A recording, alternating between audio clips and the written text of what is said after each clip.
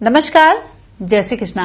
आज मैं आपको बताऊंगी कि आपके जीवन में बहुत सारी मूल्यवान वस्तु होती है जो आपको मिलने में विलंब होता है। हर व्यक्ति के जीवन में ये लालसा होती है कि हमें मकान हो, रहने के लिए छत हो, चलने के लिए वाहन हो और घर में सुंदर सुंदर महंगी वस्तुएं हो, है ना। सभी की चाहत होती है। तो क्या ऐसी ग्रही स्थिति है हमारे जन्म पत्री में जो हमें मिलने में विलंब हो रहा है या फिर हमें अपने जीवन में ये सुख मिल ही नहीं पा रहा है?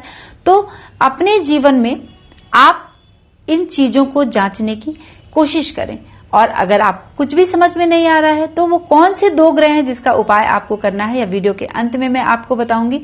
तो सबसे पहले आपको देखना है अपने लग्न चार्ट को।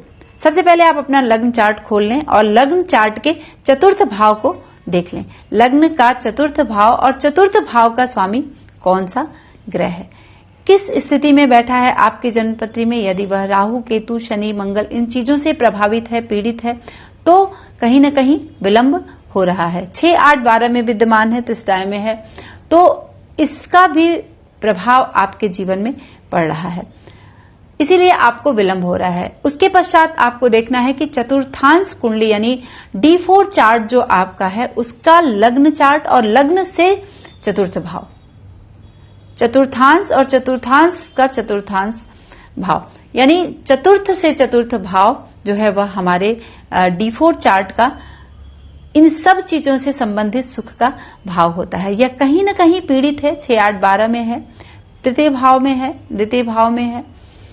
इन सब चीजों से आपको एक पॉजिटिव प्रभाव नहीं मिल पा रहा है, वह शुभ ग्रह नहीं है, उसको शुभता नहीं मिल पा रही है, पाप स्थान में है, पाप ग्रहों से पीड़ित है, अस्त है, उसके पास बल नहीं है। तो आपको इन चीजों का सुख अपने जीवन में विलंब से मिलेगा या फिर नहीं मिल पाएगा। कुछ ऐसे योग भी होते हैं, उसकी चर्चा मैं आगे आपको वीडियो में बताऊंगी। लेकिन अगर नहीं मिल पा रहा है, विलंब हो रहा है, तो आपको इन सब भाव को देखना है। तो पहला चतुर्थ भाव देख लें लग्न कुंडली से, D4 चार्ट यानी वर्ग कुंडली से अपने लग्न को देख लें और लग्न से चतुर्थ भाव को देख लें। चतुर्थ भाव का स्वामी कहां पर विद्यमान है इसको जरूर से आप अपनी जन्मपत्री में देख लें और इन सब चीजों को देखने के बाद जन्म कुंडली में चतुर्थांश में मंगल का जो बल है उसको भी हमें जरूर देख लेना चाहिए। चतुर्थांश कुंडली में मंगल किस भाव में बैठा है, वह बली है या फिर नहीं है, इसको आप जरूर देखें और तब आप डिसाइड करें कि ऐसा हमारे जीवन में क्यों हो रहा है जिससे कि इन सब चीजों का लाभ हमें नहीं मिल पा रहा है। ठीक है, चतुर्थांश का चतुर्थ भाव देख लें। चतुर्थांश में चतुर्थेश का बल आपको जरूर देखना है। चतुर्थांश कुंडली का जो चतुर्थ भाव का स्वामी है उसके बल को आप देख लें, जांच लें, तब आप फाइनल रिजल्ट पर पहुंचे। अब आपको देखना है कि अगर आपके जीवन में इन सब चीजें नहीं है, यानी आपके पास जन्म कुंडली नहीं है, आपको बिल्कुल नहीं आता है कि आप कैसे जांचें कि अच्छा हमारे जीवन में ऐसा क्यों हो रहा है जिससे कि हमको लाभ नहीं मिल पा रहा है। तो सबसे पहले आप अपनी जन्म कुंडली को छोड़ के मंगल और शुक्र ग्रह, इन 2 ग्रहों को जरूर से अपने जीवन में बलवान करें। अगर आप पति पत्नी हैं, आपको घर चाहिए, तो दोनों लोग पति पत्नी मिलकर एक मंगल का व्रत रह लें और एक लोग शुक्र का व्रत जरूर रहें, जिससे कि इन दोनों की शुभता आपके जीवन में मिल पाए। शुक्र और मंगल का दान करें, इनके मंत्रों का जप करें और इनका व्रत रहें। तो आपको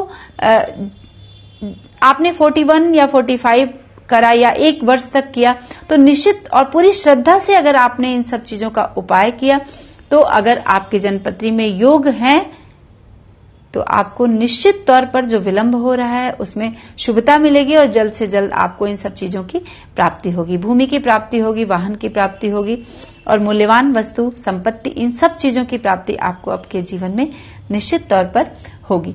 तो सबसे पहले और अगर दशा की बात हम करेंगे तो चतुर्थेश की दशा यानी चतुर्थ भाव के स्वामी की दशा यदि आपके जन्मपत्री में चल रही है,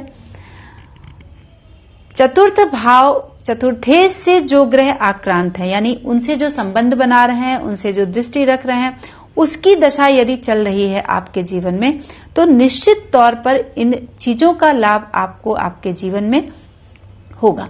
मंगल से चतुर्थेश की दशा, मंगल जहां पर भी आपके जन्म कुंडली में बैठा है उससे चतुर्थेश की दशा, उससे जो चतुर्थ भाव होगा उसके ग्रह स्वामी की दशा जब चलेगी तो आपके जीवन में इन सब चीजों की शुभता मिलेगी और इसका लाभ आपको आपके जीवन में मिलेगा। और इसके बाद हम शुक्र से चतुर्थ भाव और उसके स्वामी की दशा को देखते हैं और जानने की कोशिश करते हैं कि अब इस दशा में हमें लाभ मिलेगा।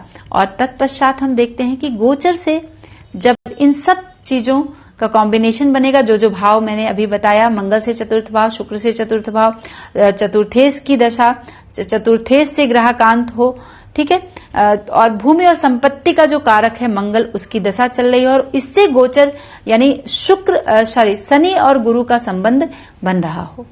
किन्हीं दो स्थितियों में अगर संबंध बन रहा है तो निश्चित तौर पर उस दौरान में आपको भूमि, भवन, संपत्ति, मूल्यवान वस्तुओं का लाभ, वाहन का लाभ आपको जरूर मिलेगा।